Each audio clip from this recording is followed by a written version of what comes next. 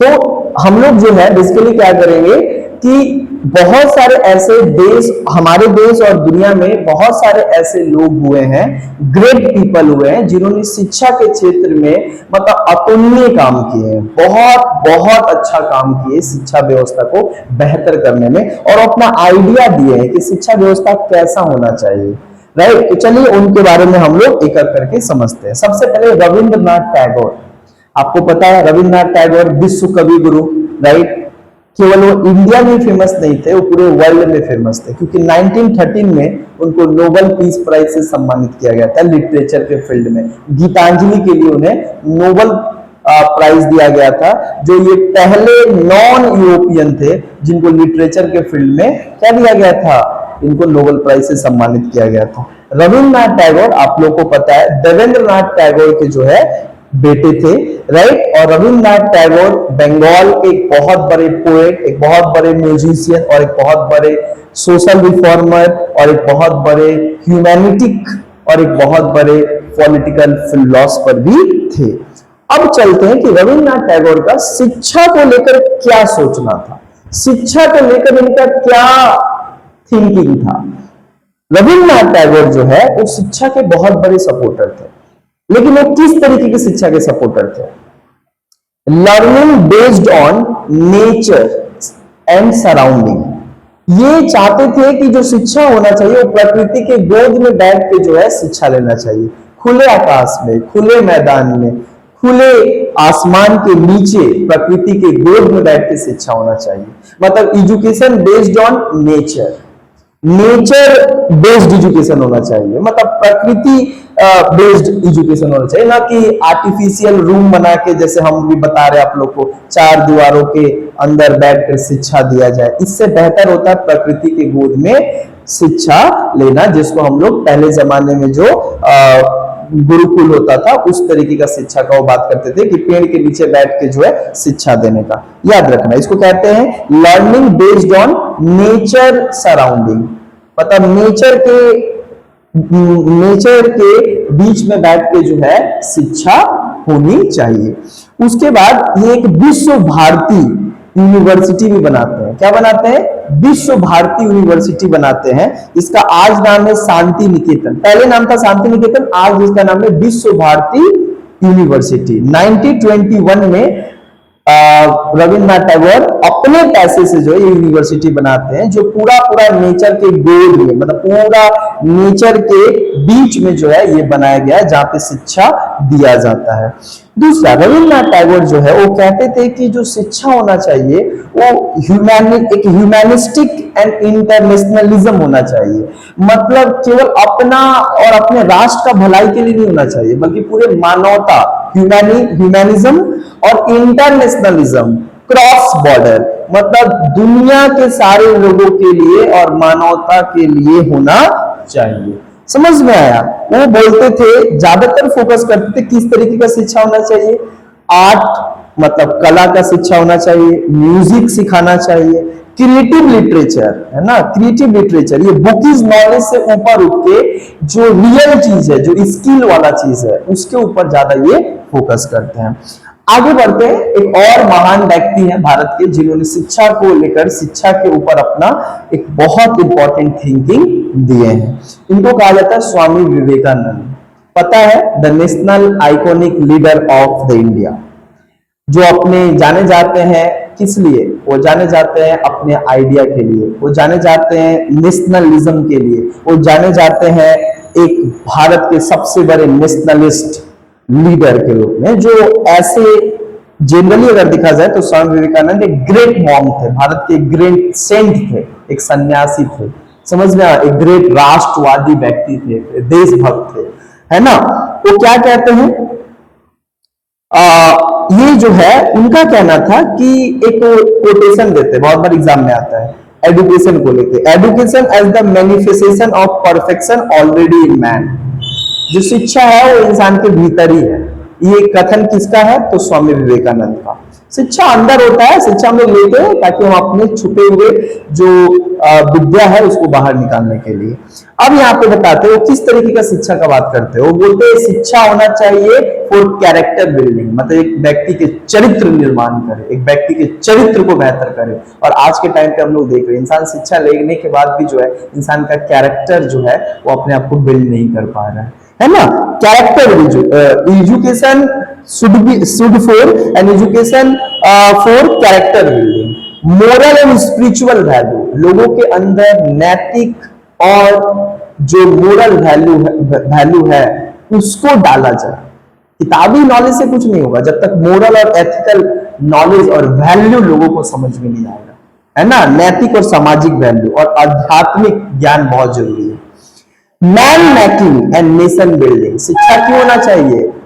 Man making, एक इंसान को इंसान बनाने के लिए, और नेशन बिल्डिंग, राष्ट्र को एक बेहतर राष्ट्र बनाने के लिए शिक्षा बहुत ज्यादा जरूरी है। स्वामी विवेकानंद का ये, स्वामी विवेकानंद का एक बहुत इंपॉर्टेंट जो है 1893 में वो कहाँ जाते हैं? शिकागो कॉन्फ्रेंस में जाते हैं, जहां पे वो बोलते हैं we the sisters and brothers of America, जिसके बाद वो पूरी दुनिया में भारत के सनातन धर्म और वेदांता फिलॉसफी को जो है क्या करते हैं? बढ़ाते हैं। इसलिए 12 जनवरी को हमारे देश में नेशनल यूथ डे मनाया जाता है। इनका एक बहुत इंपॉर्टेंट जो है कोटेशन है जो बार बार हमको मोटिवेट करता है। वो बोलते हैं arise awake and stop not till the goal is reached, उठो और भागते रहो, तब तक के लिए भागते रहो जब तक कि तुम्हें अपने लक्ष्य की प्राप्ति ना हो जाए। उसके बाद एक और ग्रेट पीपल जो हमारे देश में जिन्होंने शिक्षा को लेकर बहुत इंपॉर्टेंट रोल और कंट्रीब्यूशन दिया है, Mahatma Gandhi, the father of nation, 2 अक्टूबर, है ना। महात्मा गांधी जो थे उनका शिक्षा के ऊपर एक विचार था कि एजुकेशन जो होना चाहिए वो वर्क बेस्ड एजुकेशन होना चाहिए, मतलब एक्टिविटी बेस्ड एजुकेशन होना चाहिए, कुछ करके हम लोग सीखे। मतलब अब हम शिक्षा ले लिए बट पता चलेगा ये है लेकिन हम उसका यूटिलाइज ही नहीं कर रहे, तो वैसा शिक्षा बेकार है। महात्मा गांधी बोलते हैं वैसा शिक्षा का कोई काम नहीं है जहां पे आप उसका यूज नहीं कर सकते हो। तो इसीलिए लर्निंग बेस्ड मतलब वर्क बेस्ड एजुकेशन होना चाहिए, चाहे craft, art and craft education का बात करते हैं, है ना। आर्ट एंड क्राफ्ट एजुकेशन का जो है वो बात करते हैं, ठीक है। वो बोलते हैं कि वैल्यूज ऑफ ट्रूथ एजुकेशन क्या होना चाहिए? लोगों को सच्चाई, वैल्यूज ऑफ ट्रूथ, सही का क्या हो? ज्ञान हो।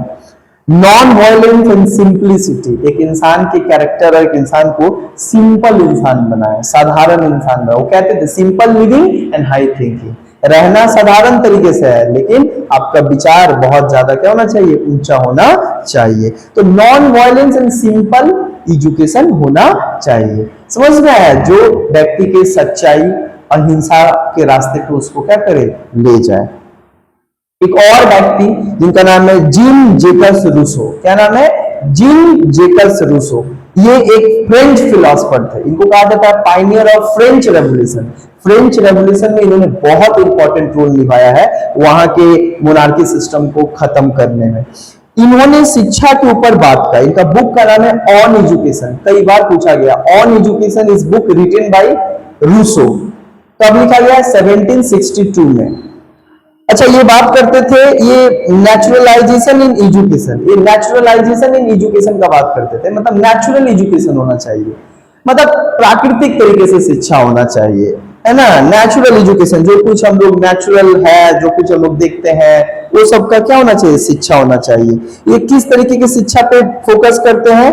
फ्रीडम, एक ऐसा शिक्षा होना चाहिए जहां पे व्यक्ति को स्वतंत्रता मिले, इंडिविजुअलिटी एंड मोरल डेवलपमेंट, एक व्यक्ति के व्यक्तिगत विकास के साथ साथ नैतिक विकास भी होना चाहिए, ये बहुत ज्यादा इंपॉर्टेंट है। ये बात करते थे चाइल्ड सेंट्रिक एजुकेशन, मतलब एजुकेशन का जो सेंटर होगा वो चाइल्ड होगा, बच्चे होना चाहिए शिक्षा के केंद्र, ना कि टीचर। ये इस तरीके की शिक्षा पे अपना जो है विचार रखते थे। अब आते हैं जॉन डीवी। जो जॉन डीवी है एक बहुत इंपॉर्टेंट साइकोलॉजिस्ट जो मॉडर्न शिक्षा में इन्होंने अपना एक छाप छोड़ा है, अनोखा छाप छोड़ा है, और इन्होंने साइकोलॉजी को एजुकेशन का पार्ट बनाया है।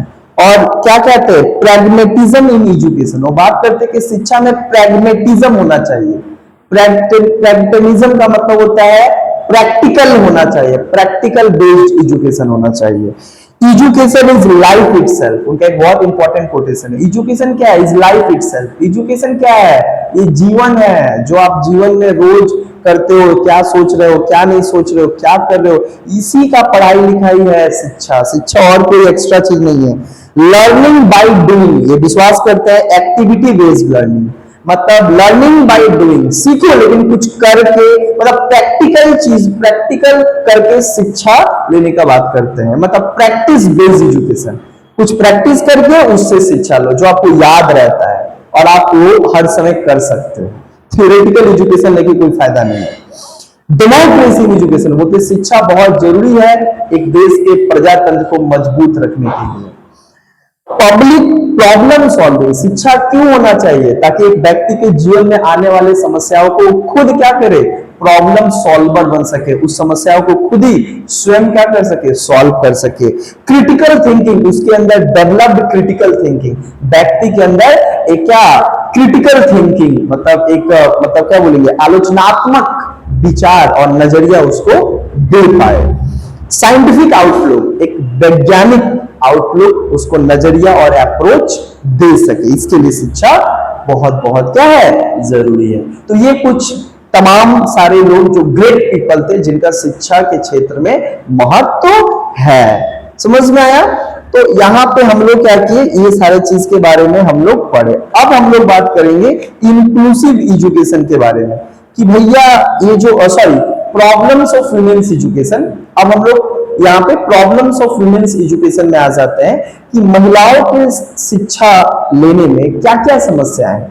देखो भाई, हमारे देश में जो है वुमेन्स को माना जाता है वीकर सेक्शन ऑफ कम्युनिटी, मतलब women's are considered weaker sex, fair sex, second sex, उनको माना जाता है समाज के निचले दर्जा के एक व्यक्ति है।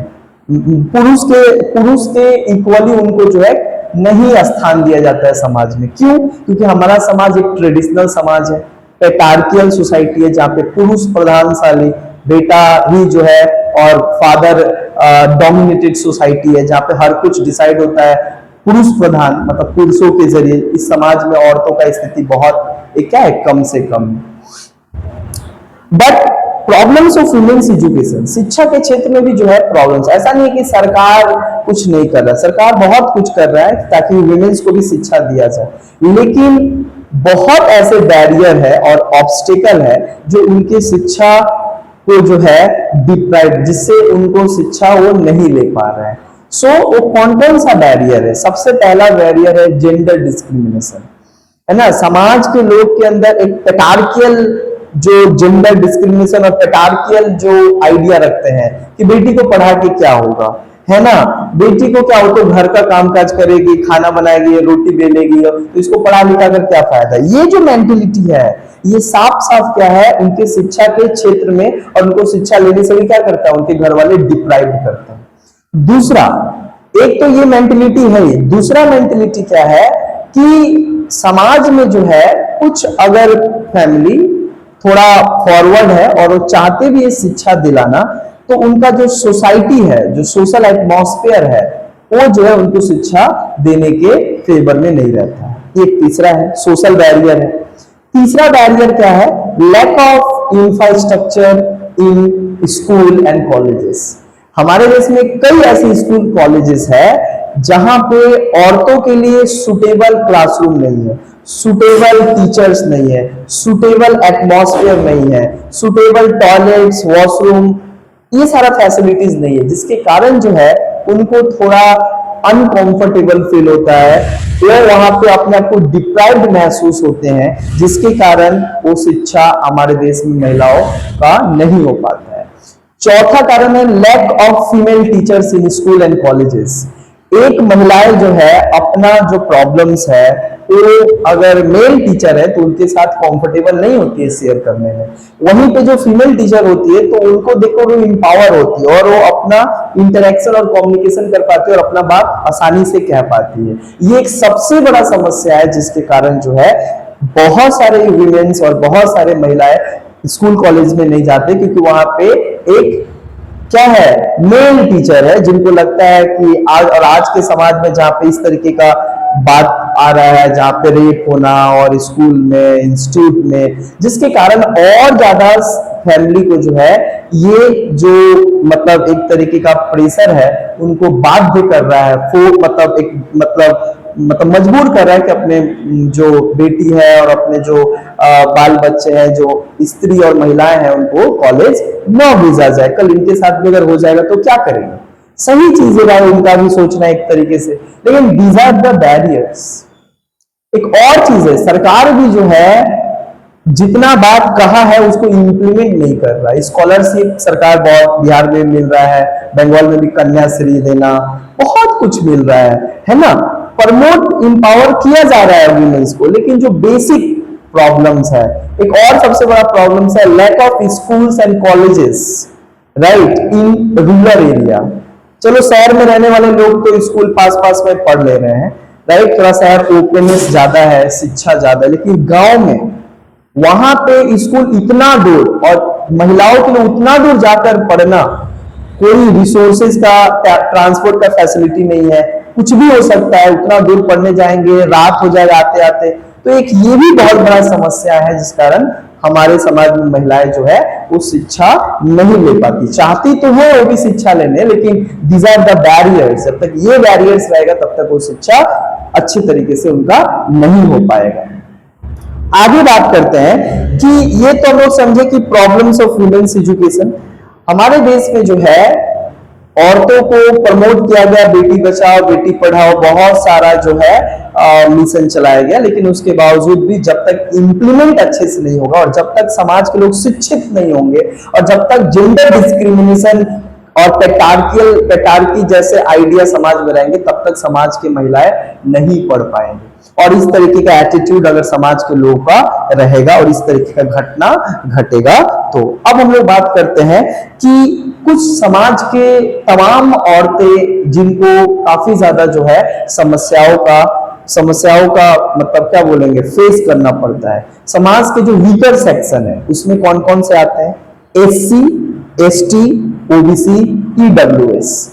हमारे समाज में जो एससी, एसटी, ओबीसी, ईडब्ल्यूएस के जो लोग हैं उनको संवैधानिक क्या क्या मतलब फैसिलिटी दिया गया है, कितना दिया गया है राइट, और इनका जो है क्या क्या जो है प्रॉब्लम्स है, इसको हम लोग ब्रीफ में पढ़ेंगे। यहां से क्वेश्चन आएगा बाबू, अच्छे से देखो हम जो बता रहे हैं।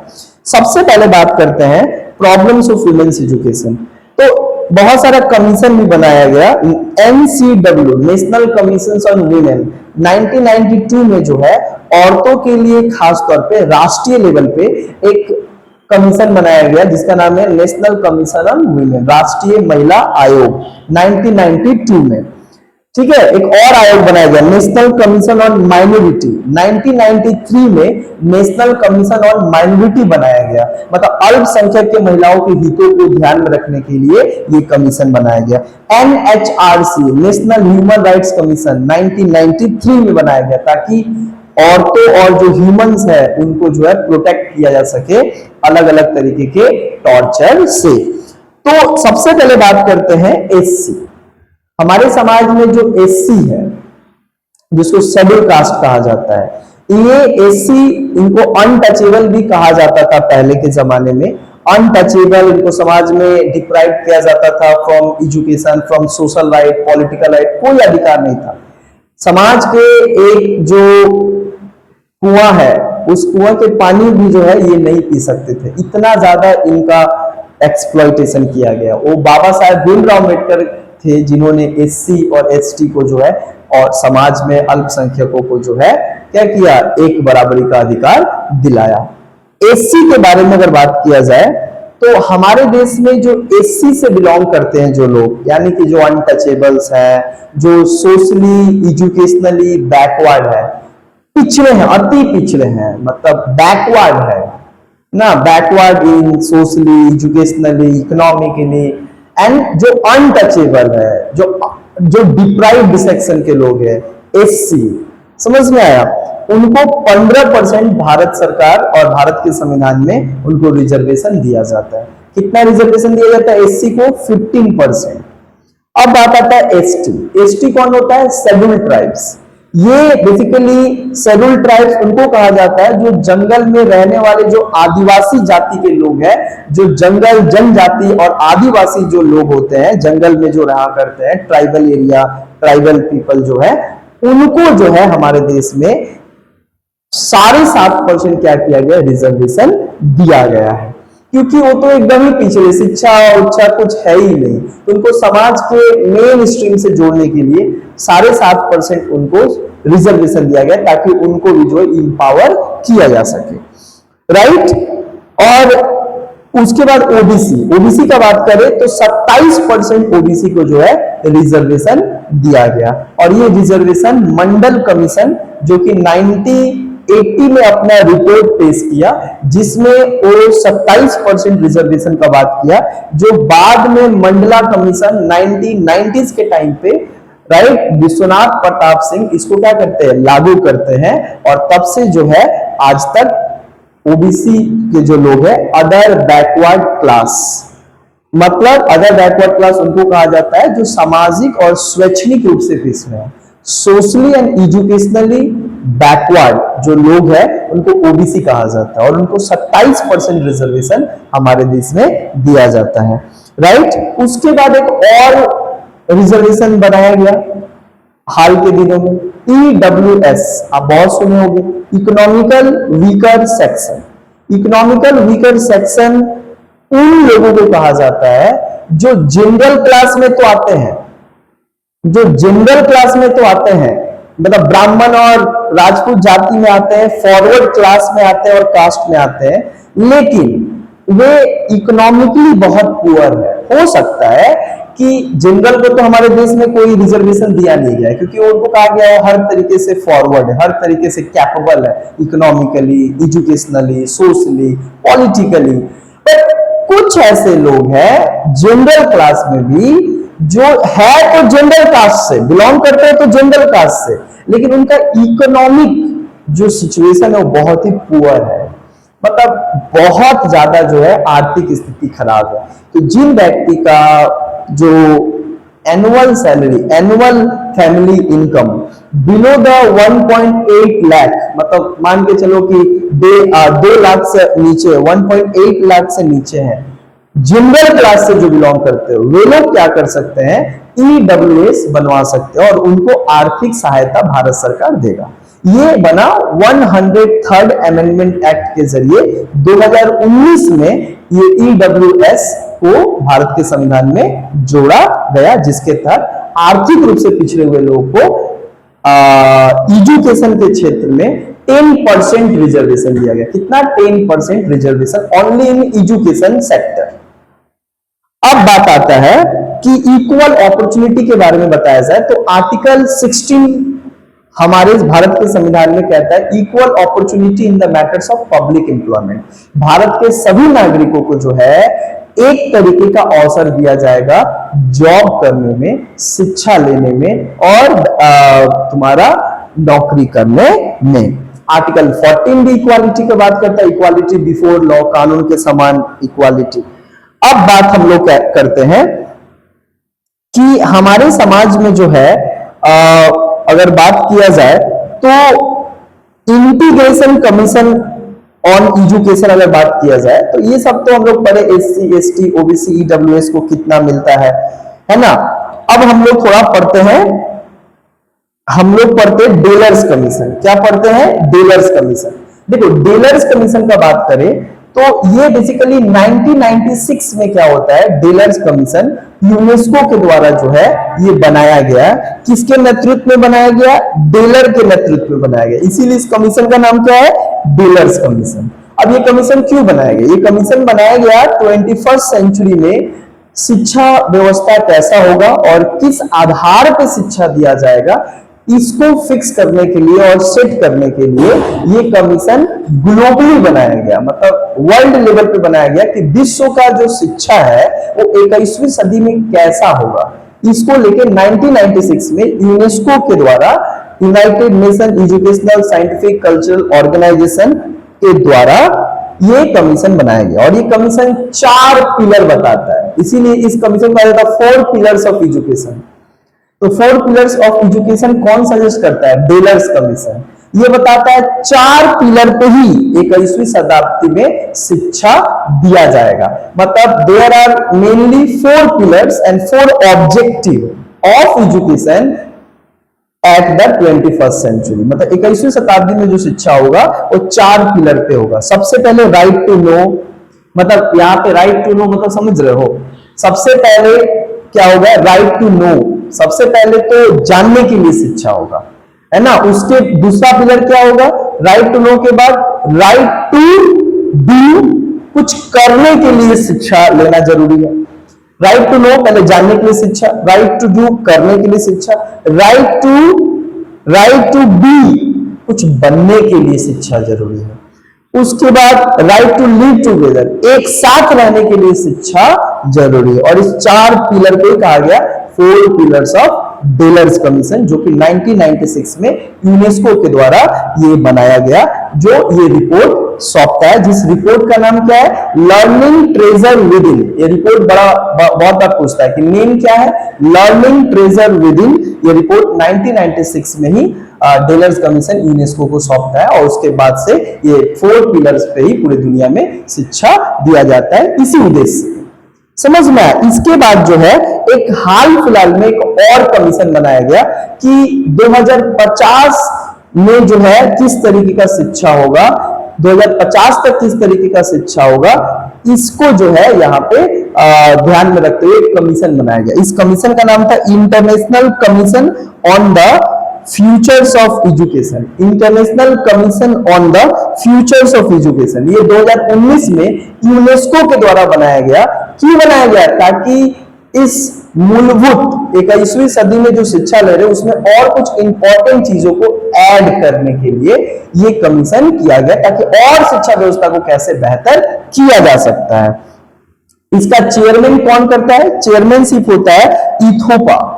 इथोपा देश के राष्ट्रपति, president of Ethiopia preside this meeting. इस मीटिंग को वही करते हैं, और एक रिपोर्ट आता है। इस रिपोर्ट का नाम क्या है? री imagine the futures together, a new social contract for education. ये टाइटल का नाम है इस कमीशन का, जो कि 2019 में आता है। किसके नेतृत्व में ये आता है? तो ये नेतृत्व में इथोपा के राष्ट्रपति इसको क्या करते हैं? रिकमेंडेशन देते हैं, बट यूनेस्को के अधीन जो है ये काम करता है।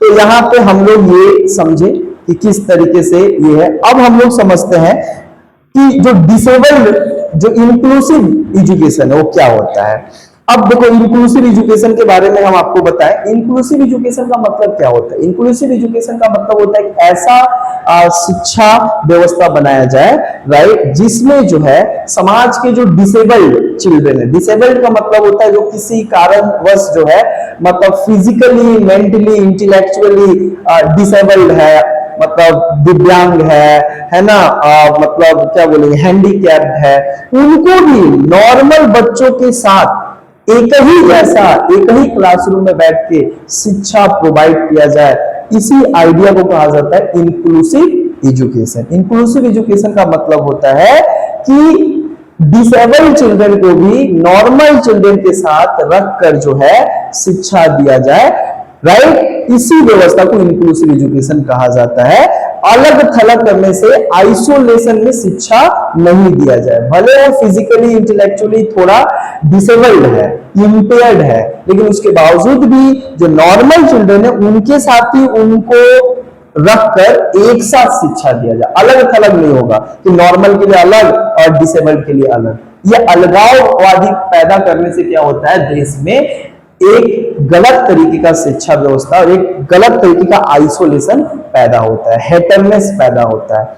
ठीक है, वो फिजिकली ठीक नहीं है, बट उनका उसमें गलती नहीं है ना। उसमें उनका, बहुत सारे बच्चे ऐसे होते पैदा से ही क्या होते, बोल नहीं पाते हैं, देख नहीं पाते हैं, है ना, किसी कारणवश कुछ हो गया तो देख नहीं पाते हैं। बट इसका ये मतलब थोड़ी उनको शिक्षा से डिप्राइव कर दो, उनके और सारे जो जैसे बच्चे जो शिक्षा ले रहे हैं उनसे उनको अलग कर दिया जाए, नहीं, ऐसा नहीं होना चाहिए। इसलिए जो है इंक्लूसिव एजुकेशन का बात किया गया, ताकि सभी को एक ही जैसा शिक्षा दिया जाए, एक ही साथ। अब बात करते हैं कि डिफरेंट डिसेबल्ड चिल्ड्रन, बहुत तरीके का डिसेबल्ड चिल्ड्रन होता है। अगर बात किया जाए तो सबसे पहले बात करते हैं बहुत तरीके का डिसेबल्ड मतलब अलग अलग जो बच्चे होते हैं ना, अलग अलग तरीके से अपंग होते हैं। सबसे पहले बात करते हैं visually impaired. Visually impaired children उन सारे बच्चों को कहते हैं जो बेसिकली क्या होते हैं, स्पष्ट रूप से क्या होते हैं, अपने आंखों से नहीं देख पाते हैं, मतलब जिनका आंखों का रोशनी चला गया है। या तो दो तरीके का विजुअली इंपेयर्ड चिल्ड्रन होते हैं, एक वो होते हैं जो जिनको कंप्लीटली दिखाई नहीं देता है, मतलब कुछ भी नहीं दिखाई देता है, 0% विजन होता है, और एक ऐसे होते हैं जिनको थोड़ा लेस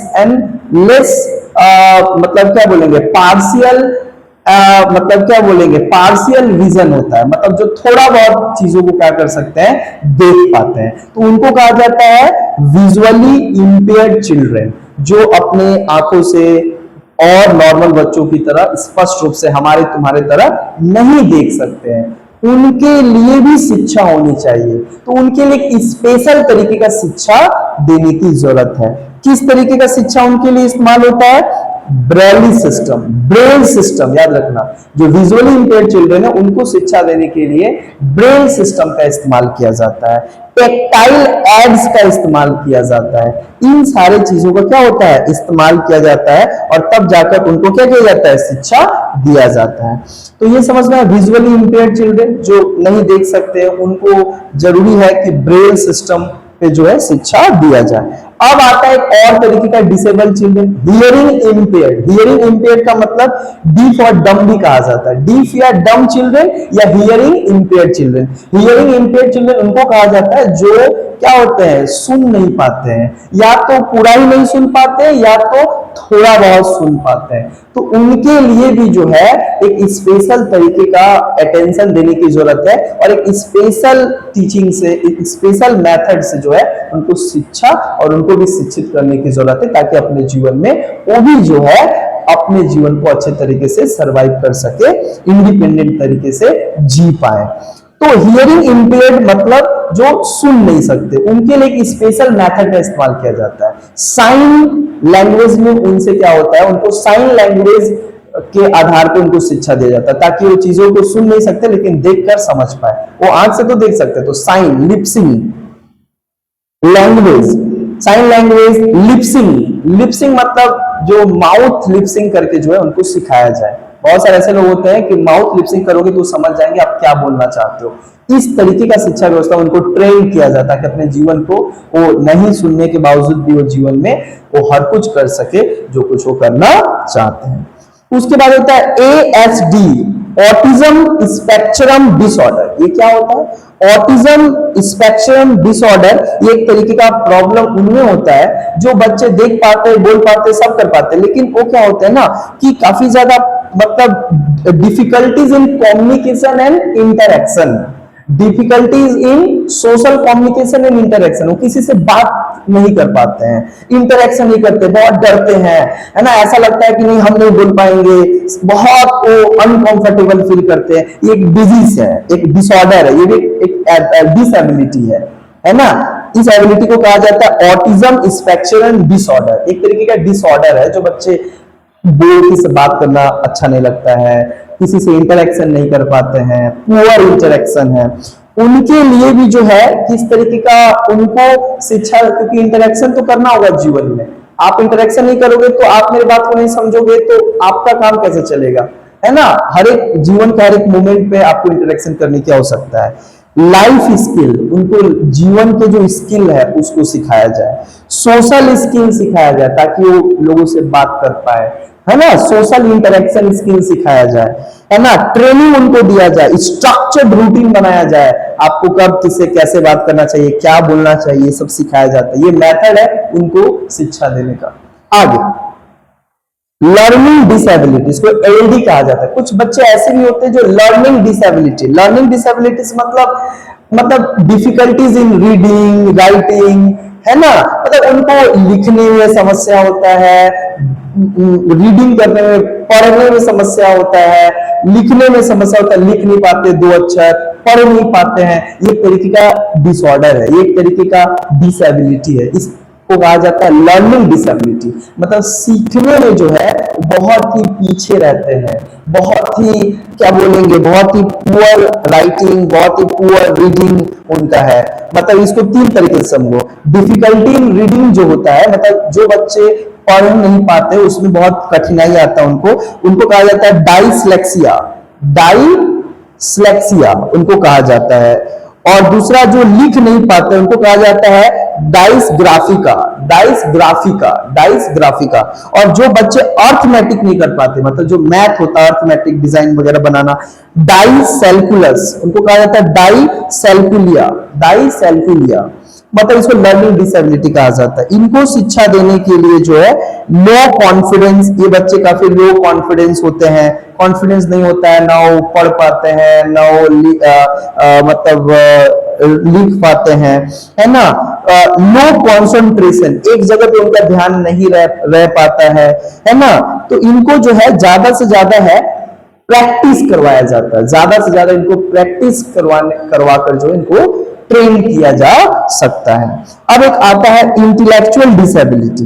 ये इंटेलेक्चुअल डिसेबिलिटी क्या है? इंटेलेक्चुअल डिसेबिलिटी का मतलब होता है देख सकता है, बोल सकता है, सब कर सकता है, लेकिन वो किसी चीज को याद रखना, उसका जो माइंड है बड़ा ही स्लो काम करता है, मेंटली तरीके से डिसेबल्ड है। मेंटली का मतलब होता है इंटेलेक्चुअल डिसेबिलिटी। इंटेलेक्चुअल डिसेबिलिटी मतलब जिसका आईक्यू लेवल एक मिनिमम से भी क्या है, एवरेज से भी कम है, वैसे डिसेबिलिटी और वैसे बच्चों को कहा जाता है जिनका आईक्यू लेवल बहुत ही कम होता है, मतलब नॉर्मल से भी कम होता है, लो आईक्यू लेवल। पुअर मेमोरी, अभी उनको बोला गया अभी भूल गए, अभी उनको क्या बोला गया था इनको ये भी याद नहीं है ना। तो ये बहुत बड़ा जो है समस्या है। जो सायारा एक पिक्चर निकला उसमें देखो लड़की को, है ना। तो ये सारा चीज जो है इनको शिक्षा देने के लिए स्पेशल मेथड का इस्तेमाल किया जाता है, वोकेशनल एंड लाइफ स्किल। इनसे ज्यादा क्या करो, वोकेशनल, इनको मतलब लिखे, प्रैक्टिकल प्रैक्टिस ज्यादा करवाया जाए, है ना, तब जाकर जो है ये थोड़ा बहुत इसको याद रख सकते हैं। तो ये अब बात आता है यहाँ पे फॉर्मल एंड इनफॉर्मल जो शिक्षा होता है वो कितना ज्यादा हेल्प करता है इंक्लूसिव सोसाइटी को और इंक्लूसिव एजुकेशन को। मतलब जो इंक्लूसिव जो शिक्षा है जहाँ पे सभी को एक साथ लेकर, चाहे वो डिसेबल हो चाहे वो एबल हो, सबका एक ही तरीके का शिक्षा व्यवस्था एक साथ हो, इसमें फॉर्मल और इनफॉर्मल का क्या योगदान है। तो सबसे पहले समझना पड़ेगा फॉर्मल और इनफॉर्मल होता क्या क्या है। देखो, फॉर्मल ऑर्गेनाइजेशन वे होते हैं जो कॉन्स्टिट्यूशनल और गवर्नमेंट बेस्ड होते हैं, और इनफॉर्मल वो होते हैं जो बेसिकली क्या होता है, अनऑर्गेनाइज्ड होते हैं, है ना। तो सबसे पहले फॉर्मल में क्या क्या होता है? फॉर्मल में होता है गवर्नमेंट एंड गवर्नमेंट बॉडी, जितना भी गवर्नमेंट और गवर्नमेंट बॉडी है, गवर्नमेंट बहुत इंपॉर्टेंट रोल निभाता है। फॉर्मल एक ऑर्गेनाइजेशन है जो बच्चों को स्ट्रक्चर बनाता है, बहुत सारा पॉलिसी बनाता है जिसके तहत एक साथ सारे बच्चे एक साथ पढ़ सके, जिससे इंक्लूसिव एजुकेशन फॉर ऑल, सबके लिए शिक्षा हो सके without any kind of isolation. ठीक है। उसके बाद मीडिया एक ऑर्गेनाइज्ड है, हमेशा हम लोग को बोलता है कैसे पढ़ना चाहिए, कैसे सीखना चाहिए, बहुत सारा टेक्निक, बहुत सारा नॉलेज हमको देता है। दूसरा, स्कूल्स एंड कॉलेजेस ऑर्गेनाइज्ड होता है, जहां पे स्कूल एंड कॉलेजेस में बताया जाता है, शिक्षा दिया जाता है, पढ़ाया जाता है, सिखाया जाता है, एक दूसरे से बात करना, सब कुछ करना सिखाया जाता है। एनजीओ, नॉन गवर्नमेंटल ऑर्गेनाइजेशन, बहुत सारा गवर्नमेंट का तो ऑर्गेनाइजेशन नहीं है, लेकिन गवर्नमेंट से अटैच्ड है और गवर्नमेंट को फॉलो करता है, वो काम करता है एनजीओ। ये सारे बहुत इंपॉर्टेंट रोल निभाते हैं ये इंक्लूसिव सोसाइटी को बनाने में। मतलब एक ऐसा समाज जहाँ पे सारे डिसेबल एंड एबल्ड बच्चे एक साथ आकर एक जैसा शिक्षा ले सके, राइट, और शिक्षित हो सके। बट इनफॉर्मल में कौन आता है? अनऑर्गेनाइज्ड फैमिली का बहुत इंपॉर्टेंट रोल है, राइट। बैकग्राउंड देना, उनको कॉन्फिडेंस देना, है ना, कि ठीक है तुम पढ़ सकते हो, सबके जैसे ही हो तुम, अपने आप को एबनॉर्मल मत समझो, है ना। पीर ग्रुप, जो फ्रेंड सर्कल है, वो काफी इंपॉर्टेंट होता है, बच्चों को कॉन्फिडेंस देते हैं, डायरेक्शन देते हैं, मोटिवेट करते हैं। रिलीजियस और कल्चरल जो प्लेस है, धार्मिक, ये सभी का होता है, धार्मिक आध्यात्मिक नॉलेज देते हैं जिससे बच्चे स्पिरिचुअली एक कनेक्ट हो पाते हैं। और कम्युनिटी, जो समाज है, कम्युनिटी है, समुदाय है, जिस समुदाय में हम लोग रहते हैं, वो भी हमको काफी ज्यादा हेल्प करता है शिक्षा को लेने के लिए, राइट। तो यहाँ पे हम लोग ये जाने। अब लास्ट बचा हुआ है, लास्ट है role of positive psychology in modern education, कि आधुनिक शिक्षा में साइकोलॉजी का क्या रोल है। देखो भाई, साइकोलॉजी किसको कहते हैं? जो एक व्यक्ति के माइंड में क्या चल रहा है, वो क्या सोच रहा है, क्या बिहेव कर रहा है, क्यों ऐसा बिहेव कर रहा है, उसको पढ़ा जा सके। और इसमें बहुत बड़ा जो है, बहुत ज्यादा रोल है, क्या है? Promoting strength.